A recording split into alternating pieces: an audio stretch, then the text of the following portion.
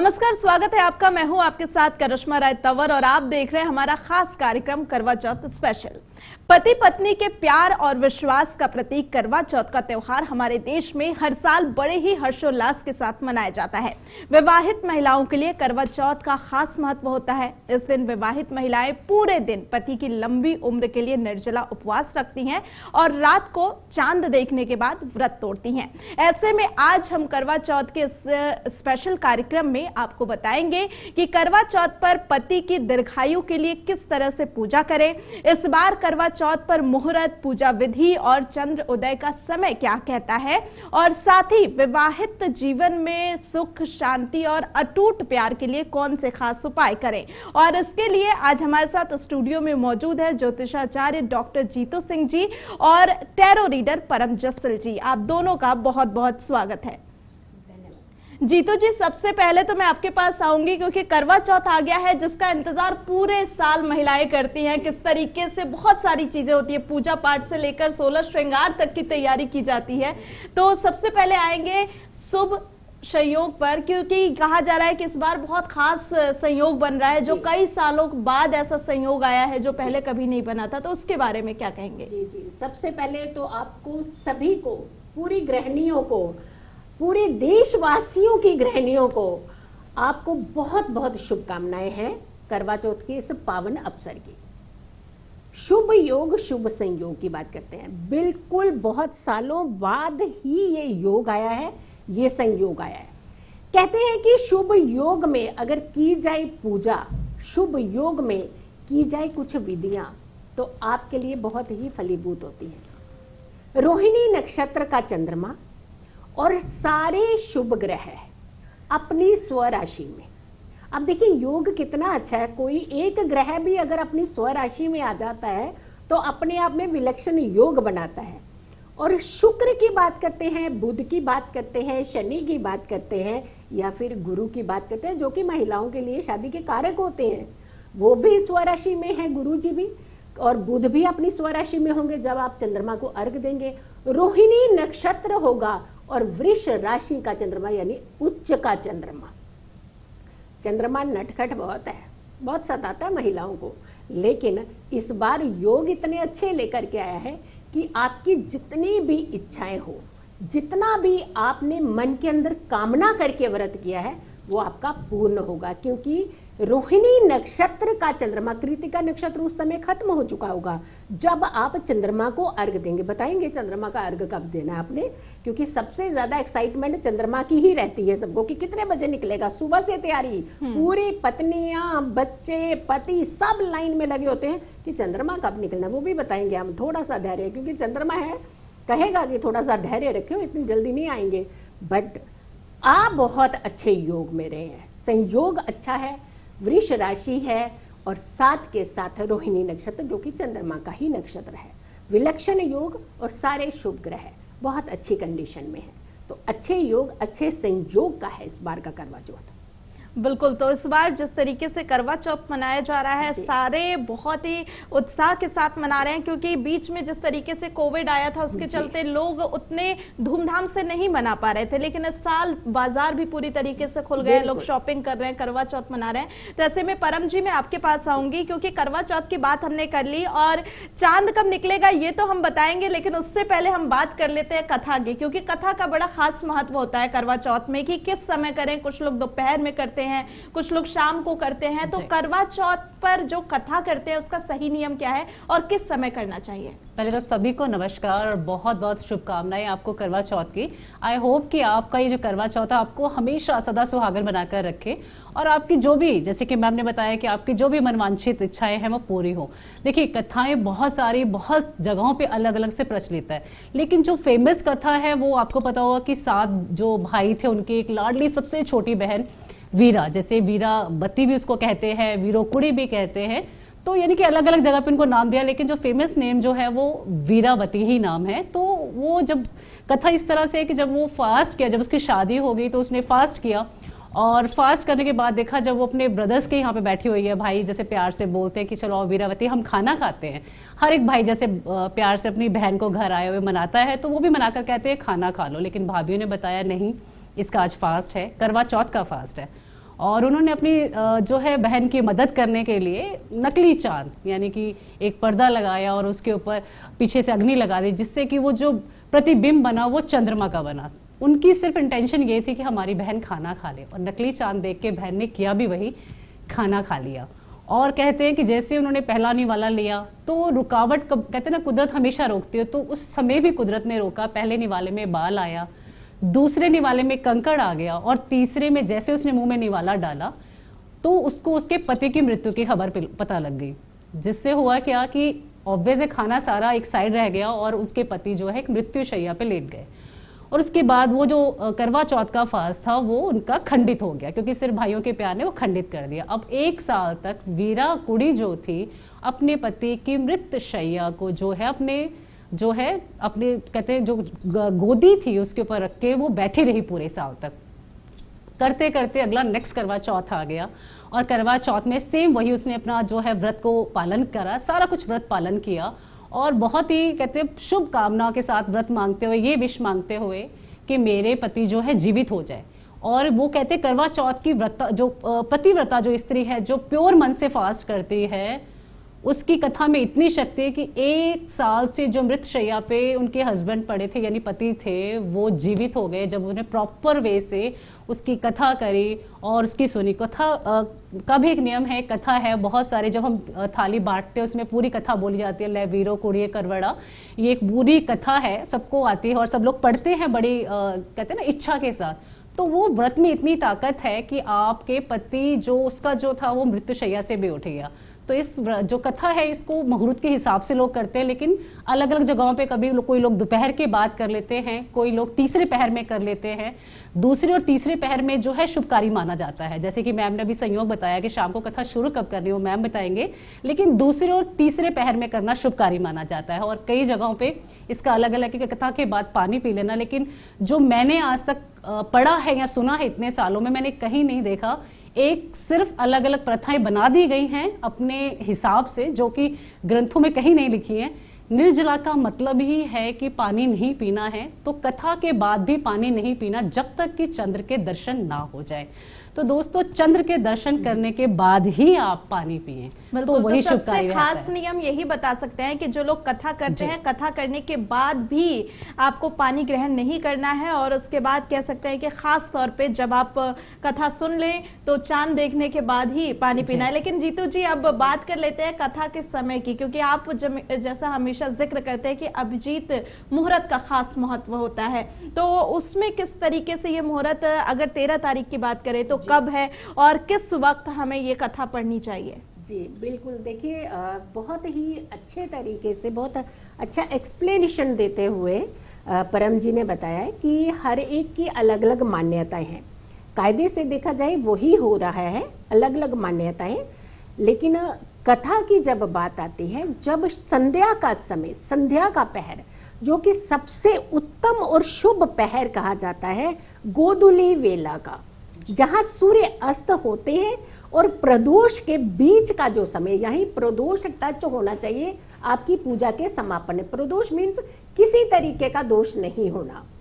संध्या से लेकर के सूर्य अस्त से लेकर के प्रदोष के बीच का जो समय होता है, यही एक्चुअली कथा का समय होता है, जब करवा बदला जाता है।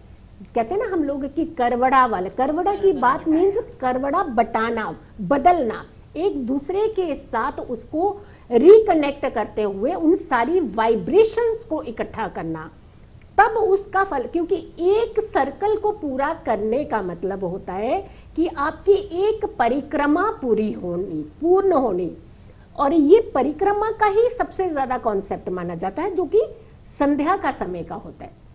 लेकिन ऐसे बहुत सारी सबके अलग अलग एक सिस्टम है जो कहते हैं कि हम आफ्टरनून में कथा करते हैं, उन्हें अभिजीत मुहूर्त की कथा कर लेनी चाहिए, जो कि 11:52 से शुरू होगा समय, और 12:50 का जो समय, इस बीच वो लोग कथा कर सकते हैं जिनके घरों में ये सिस्टम है कि हम लोग दोपहर की कथा करते हैं।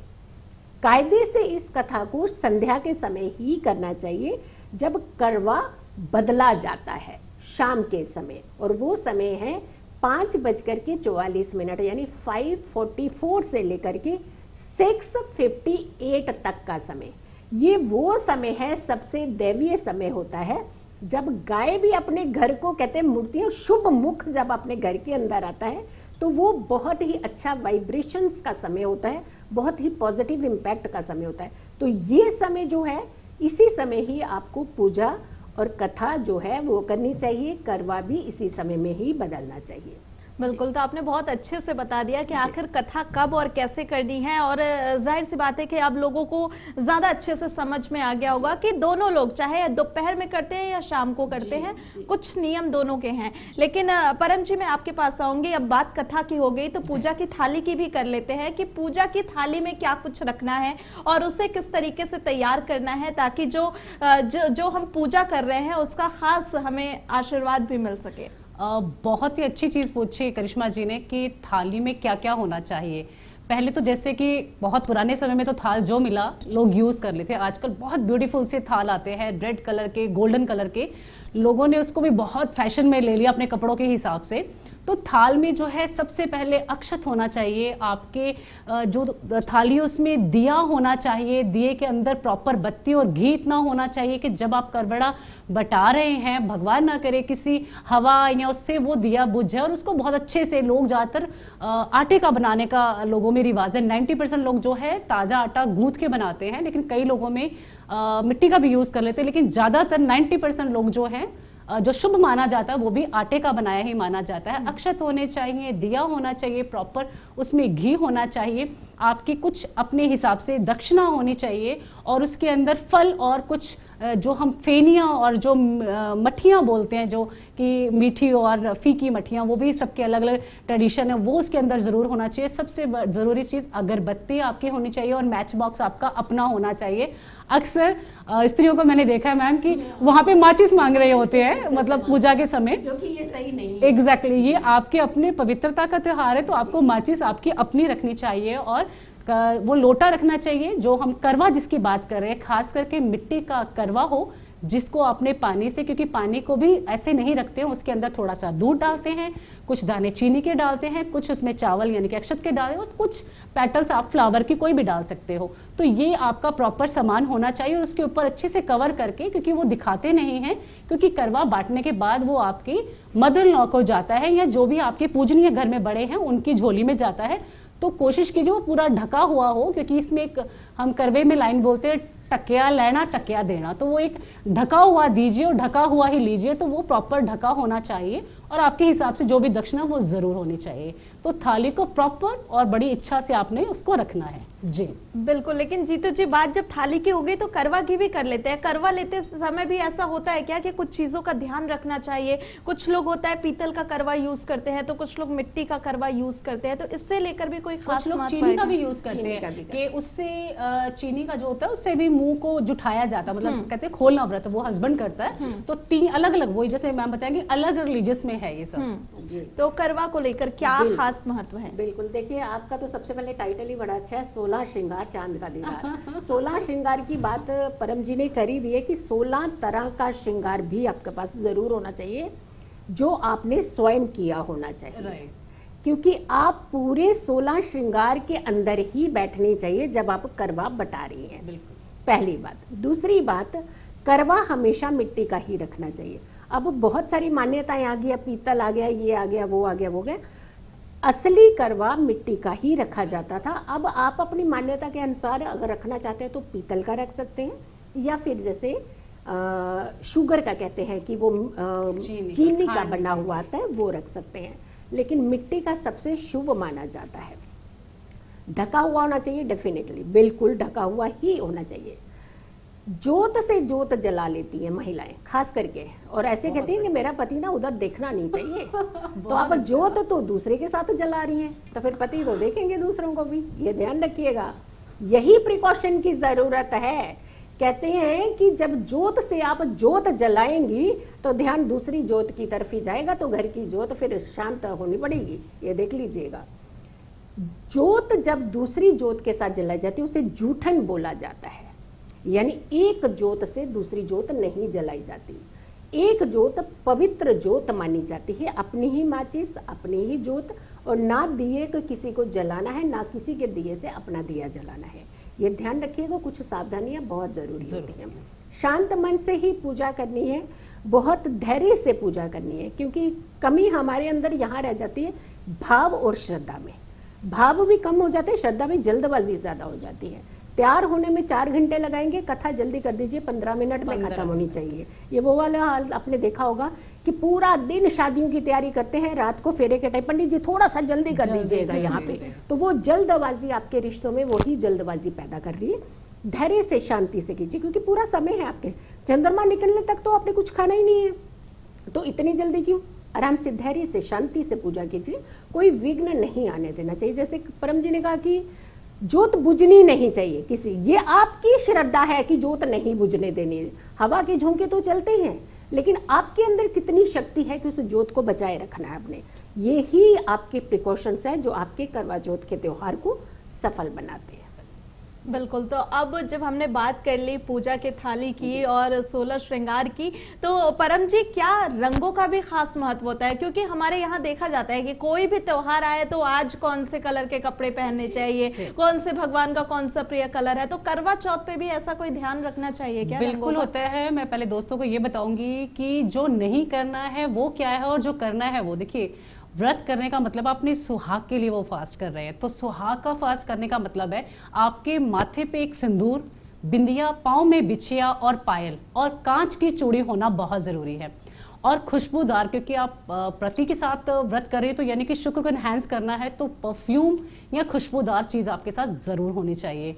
और इसके बाद जो नहीं करने वाली चीजें वो तो बहुत कुछ है, जैसे कि आपने तेज कहते चीजें होती है धारदार, वो नहीं बाय करनी है, खरीदनी नहीं है, किसी को दान नहीं करना है, चाकू से कोई काम नहीं करना है। घर में बहुत लोग होते हैं तो आप उनसे कटवा सकते हैं, उनसे हेल्प ले सकते हैं। और खास करके जब आती है बात प्रेग्नेंट लेडी की, जैसे मुझे बात करते करते दिमाग में आ गया, तो प्रेग्नेंट लेडीज को और भी थोड़ा सा प्रिकॉशन और बहुत ज्यादा हेल्प की जरूरत पड़ती है, तो उसके लिए आप सब परिवार सहित जो है वो मिलकर करिए। और बात आती है कलर्स की, तो सुहाग का त्योहार है, वैसे तो राशि वाइज अगर हम जाएंगे तो 12 अलग अलग कलर आते हैं, लेकिन लोगों ने ऑब्वियसली डिसाइड कर लिया है, समय हम कम समय में बता रहे हैं, तो रेड कलर होना बहुत जरूरी है। नहीं, जो हम मना करते हैं वो होता है ब्लैक कलर और डार्क नेवी, जो ब्लैक का शेडो देता है, वो नहीं बिल्कुल भी डालना है। व्हाइट कलर को यूज नहीं करते हैं। बाकी आप अपने सुहाग की मनोकामना के लिए डार्क कलर, क्योंकि आप सुहागन है तो डार्क कलर कुछ भी यूज कर सकते हैं, बस ये 2 कलर्स को रुकना होता है, ब्लैक, ब्लू एंड व्हाइट को। अदर देन आप कुछ भी लगा सकते हैं। जैसे मैंने बताया कि 5 चीजें आपके शरीर पे जरूर होनी चाहिए, परफ्यूम, और जैसे चीजें आपको बताई मैंने कि आपकी बिछिया होनी चाहिए, चूड़ी होनी चाहिए, पायल होनी चाहिए और मांग में भरा हुआ सिंदूर, जैसे कि मैंने इतना सारा करवा चौथ पे लगा लिया। तो ये होना बहुत जरूरी है। 16 श्रृंगार का बड़ा खास महत्व होता है और वो सबको खास तौर पे करना चाहिए, क्योंकि कई लोग आजकल देखते हैं ट्रेडिशन ऐसा है कि लोग सोचते हैं ठीक है नॉर्मल कुर्ता डाल लिया और पहन लिया, लेकिन कितना महत्व है वो आपने बता ही दिया। लेकिन जीतू जी, अब जब हमने सारी चीजें डिस्कस कर ली, तो अब पूजा की विधि क्या है, किस तरीके से पूजा करें, ये भी जान लेते हैं। देखिए, संध्या की पूजा का तो हमेशा करनी चाहिए, आप किसी पूजनीय ब्राह्मण के साथ ही करनी चाहिए। कहते हैं कि कंठस्थ जो चीजें होती हैं वहां गलती की गुंजाइश नहीं होती है। हम लोग स्वयं कुछ चीजें पढ़ना शुरू कर देते हैं, लेकिन जिसका काम उसी को साजे। और कहते हैं कि अगर किसी भी पूजनीय ब्राह्मण से आप ये पूजा सुनते हैं या फिर ऐसी विद्वान महिला से आप पूजा सुनते हैं जिन्हें कंठस्थ है पूजा, देख करके वर्ड्स नहीं पढ़ती हैं, क्योंकि वर्ड्स में अगर जरा से भी गुंजाइश इधर से उधर होती है उसका मीनिंग बदल जाता है और उसका फल बदल जाता है। तो पूजा हमेशा आपने उन्हीं से ही करवानी है। रात्रि की पूजा आपने स्वयं करनी होती है और चांद के अर्घ्य की। समय भी जानना बेहद सबसे इम्पोर्टेंट है। 2-3 चीजें हमारी कथा के अंदर ही है कि रुठड़ा मनाई ना, सुतड़ा जगाई ना, बान पैर पाई ना, और चन चढ़े ते पानी पीना, सुन पैन प्यारी वीरा। एक तो चांद निकले तो पानी पीना, हाँ आजकल हम खुद पी लेते हैं क्योंकि हमारी सासू माँ ने पिलाया, हमारी पड़ोसन ने पिलाया, ये कर। पानी हमेशा तब पिया जाता। हाँ, एक्सेप्शनल के लिए कुछ और चीज होती है, जैसे दूध। दूध के अंदर भी जल नहीं मिलाया जाता, जल का परहेज है। अगर आपने चाय भी पीनी है या सासू माँ ने आपको पिला दी है तो दूध में पत्ती डाली है, उसमें जल बिल्कुल मिश्रण बिल्कुल नहीं किया जाता। एक चीज। दूसरा, रूठने को मनाना नहीं है, रहने दो जी, रूठने दो। आज तो आपने नहीं मनाना, क्योंकि साल भर आप ही तो मनाती आई हैं, अपने आप मान जाएंगे। वो सुतड़ा यानी सोए हुए को जगाना नहीं। बांध पैर मीन्स जहाँ ऐसी रॉ मटेरियल की जगह होती है, खेतियां होती है, वहां पैर नहीं डाला जाता, जो कि अशुभ माना जाता है अनटिल अनलेस, जब तक आप उस चंद्रमा के दर्शन के बाद जल ग्रहण नहीं करते। अब आती है चंद्रमा की बात, है ना, एक्साइटमेंट वाली भरी हुई चीज सबसे लास्ट में रखी है हमने इसलिए। रात को 8:20 से जो समय शुरू होगा, 8:30 तक का समय है। इसी बीच ही चंद्रमा को अर्घ देने के लिए आप तैयार बैठिए, क्योंकि उच्च का चंद्रमा और रोहिणी नक्षत्र का चंद्रमा उसी समय होगा और यही समय है चंद्र उदय का। अब सबसे बड़ी बात आती है कि यह समय तो बोल दिया, अगर बादल आ गए तो फिर कहते हैं कि आपने जो टाइम बताया था ना, वो नहीं निकले चांद। अरे बादल के आगे तो किसी के चांद भी नहीं निकलेंगे, तो फिर अपने घर के चांद देख लीजिएगा। वहां आपने उस समय अगर बादल हैं तो आप पूजा कर सकते हैं जिस तरफ चंद्रमा का उदय होता है, वहां उस तरफ मुख देख करके। दूसरा, अपने पति देव के दर्शन करके। तो आपकी ये डिलेमा हमने खत्म कर दी। जो आप क्वेश्चंस करेंगे ना बार बार, क्या है चंद्रमा नहीं निकला तो अब क्या करें, हम बादल आ गए तो अब क्या करें, तो क्या व्रत नहीं खोल पाएंगी? खोल पाएंगी, समय यही है। लेकिन जीतू जी, कुछ लोग ये भी कहते हैं, ये सुनने में आता है कि अगर चांद नहीं निकलता तो आप शिव के सिर पे जो चांद लगा है उनकी फोटो देख के आप कर सकते हैं। इनमें कितनी सच्चाई है? हाँ, कर सकते हैं। साक्षात जो कल्याणकारी हैं उनके मस्तक पर चंद्रमा है, ये कर सकते हैं, क्योंकि शिव पार्वती की पूजा का भी महत्व है इसमें। तो आप ये कार्य कर सकते हैं। अदरवाइज जहां छत की तरफ आप जा करके, जिस चंद्रमा तो है आपको विजिबल नहीं है, परीक्षा तो आपकी ले रहा है, तो कहीं ना कहीं कमी आपके अंदर हो रही है, जिसकी वजह से वो चंद्रमा परीक्षा ले रहा है। लेकिन चंद्रमा का समय उदय का तो मतलब वो उदय हुआ है।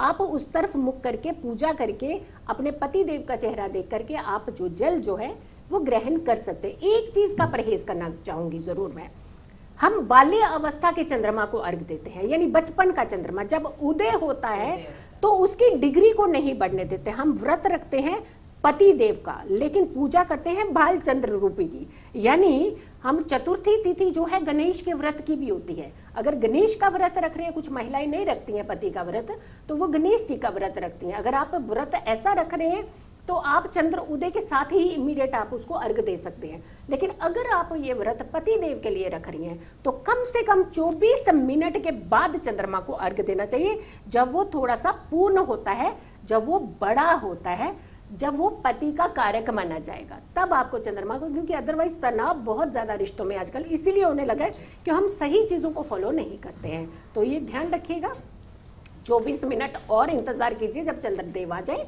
उसके बाद ही अर्घ दीजिएगा। बिल्कुल, तो आपने ये तो बता दिया चांद कैसे कब निकलेगा और क्या करना है, वो बहुत जरूरी था। सबको बहुत देर से इंतजार था, क्योंकि चांद निकलने का इंतजार तो सारे करते हैं। लेकिन परम जी, अब आते हैं कि जब चांद तो निकल गया, अब पूजा की थाली भी तैयार है, तो पूजा कैसे करें, चांद को अर्घ कैसे दे, उसका क्या कुछ नियम है? बहुत ही अच्छा, क्योंकि अब हमने सारा डिस्कशन कर लिया तैयार होने से लेकर, अब लास्ट बारी रह गई कि हम लोग अर्घ कैसे दे। देखिए, अर्घ देने के भी अलग अलग विधियां हैं। अब जो हम लोग फॉलो करते हैं और जो पुराणों में लिखा हुआ है, कहते हैं जमीन पे कभी भी पैर रख के सुहागन स्त्री को जो है वो डायरेक्ट चंद्रमा को नहीं देखना चाहिए। नीचे लकड़ी का एक पटला या कोई भी ऐसी लकड़ी जिसके अंदर कील ना ठोके हो, यानी कोई लोहे की चीज ना हो, प्लेन लकड़ी रख के पैरों के नीचे आप खड़े हो जाइए। वो प्लेन भी हो सकती है। और वही सबसे पहले आपने चंद्रमा को अर्घ देना है, जो आपने करवा बहुत समय से बनाकर रखा था, यानी करवा में जो पूजा गया है करवा की, उसमें उससे आपने उनको अर्घ देना है। अपने हस्बैंड को उसके बाद, यानी कि चंद्रमा को चन्नी से देखने के बाद हस्बैंड को देखिए और उनको, क्योंकि दिया जो होता है वो हमारा जो चंद्रमा को देखने में और हस्बैंड को देखने में एक रोशनी, क्योंकि आजकल तो हस्बैंड भी साथ में आते हैं, पहले होते थे कि हस्बैंड कहीं और से आएंगे, यानी कि थोड़ी देर बाद आएंगे। स्त्री पूरी पूजा करेगी, चंद्र की पूरी आराधना करेगी, शिव पार्वती और कार्तिकेय भगवान, क्योंकि कार्तिका का हम भूल नहीं सकते, अपने गणेश जी को नहीं भूल सकते, क्योंकि वही महा चल रहा है, इनकी करते थे। उसके बाद हस्बैंड आते थे और उनका एक उस चन्नी से जो लाइट पास होती थी उसको देखते हैं। और उसके बाद जो थाली में मिठाई, क्योंकि मिठाई भी आजकल हर कोई हर तरह की रख लेता है, लेकिन चॉकलेट मिठाई को थोड़ा दूर ही रखिए, क्योंकि आजकल बर्फी के ऊपर चॉकलेट होता है। तो मेरी बहनों को कहूंगी कि चॉकलेट बर्फी को माफ करके अगर आपको नारियल बर्फी मिल जाती है और आपके अपने अपने ट्रेडिशन होते हैं। कई लोग जैसे करवा से, मीठे करवा से जूठा मुंह जूठा कराते हैं यानी तोड़ते हैं। तो पहले आपने जो भी करना है चंद्रमा जी को अर्पित करना है, फिर हस्बैंड को, और उसके बाद वो जो फिर आपको हस्बैंड आपके वो जो मुंह जूठा करवाता है, जो पानी करवे के अंदर रखा होता है, उसके बाद आपका जो संपूर्ण है वो फास्ट खुल जाता है। बड़ों का आशीर्वाद लीजिए, सदा सुहागन होने का आशीर्वाद लीजिए, पति के साथ बड़ों के आशीर्वाद लीजिए, और संपूर्ण अगले साल जो है फास्ट आप हमेशा हस्बैंड वाइफ साथ में मिलकर मनाएं। तो ये कामना जरूर करनी है। और जो भी आपने दान दक्षिणा देना है वो नेक्स्ट डे दीजिए। कई लोग रात को, आजकल गलियों में लोग आ जाते हैं मांगने के लिए, करवा का जो पूजा है वो दे दीजिए, लेकिन ये नेक्स्ट डे प्रधान होना चाहिए कि आप नेक्स्ट डे उसका दान करें जो भी आपने करना। बिल्कुल। तो आप जीतू जी चलते चलते एक छोटा सा उपाय इस करवा चौथ पे, ताकि पति पत्नी का जो प्यारा संबंध है वो और ज्यादा मधुर हो सके और हमेशा उनके रिश्ते में मिठास बनी रहे। देखिए, सबसे पहले तो एक चीज देख लीजिएगा, आप लोगों ने मेहंदी लगाई है, उसमें अगर आपने नाम लिखा हुआ है पति देव का लिखा है ना, तो देखिए मुट्ठी बंद करिए। पहले सबसे पहले देखिए मुट्ठी के अंदर है पति देव या नहीं है। नहीं है तो बाहर ही है। फिर उनको पहले एक नाम अक्षर सबसे पहला काम कर लीजिएगा। और ये आप खुद भी कर सकती हैं। मेहंदी चाहे आप पहले दिन ही लगाते हैं, लेकिन आप करवा चौथ के दिन भी ये कार्य कर लीजिए। खिसका करके ना नाम को मुट्ठी के अंदर ले आइएगा और नाम अपनी मेहंदी से अपने हाथों से लगाइएगा। नाम बना लीजिए, उसे मुट्ठी को हमेशा आप कोशिश कीजिएगा कि वो आपकी फिंगर्स के अंदर की तरफ आए। देखिए, ऐसा नहीं है कि मुट्ठी में करना चाहते हैं हम किसी को, लेकिन आपका पति तो आप ही का है ना, वो तो आपके साथ रहना चाहिए हमेशा। डिस्टेंस नहीं होना चाहिए, कारण कोई भी हो सकता है, लेकिन डिस्टेंस होना ही नहीं चाहिए इस प्यारे से रिश्ते के अंदर। तो पहला काम तो आप ये कर लीजिएगा। दूसरा काम, आपने चंद्रमा के सामने खड़े होकर के जब आप अर्घ देंगी, उस समय आप 4 परिक्रमा करते हुए एक ही जगह पे शांत मन से धैर्य से चंद्रमा को देखिए। और चंद्रमा में इतनी शक्ति और उस समय बल होता है कि आप जो मांगेंगे आपकी पूर्ण होती है वो इच्छा। कहते हैं ना, जब वो प्राण वापस ला सकती है अपने पति के, तो सोचिए उस महिला के अंदर कितनी शक्ति होती है। तो आप सिर्फ उनको निहारिए और जो मनोकामना आप रखना चाहते हैं रखिए, आपकी मनोकामना पूर्ण होगी। बिल्कुल। तो बहुत बहुत धन्यवाद जीतू जी आपका, और परम जी आपका भी हमारे साथ जुड़ने के लिए और ये तमाम जानकारी दर्शकों से साझा करने के लिए। तो इसी के साथ आज के लिए इस खास कार्यक्रम में इतना ही। आप सभी को करवा चौथ की हार्दिक शुभकामनाएं।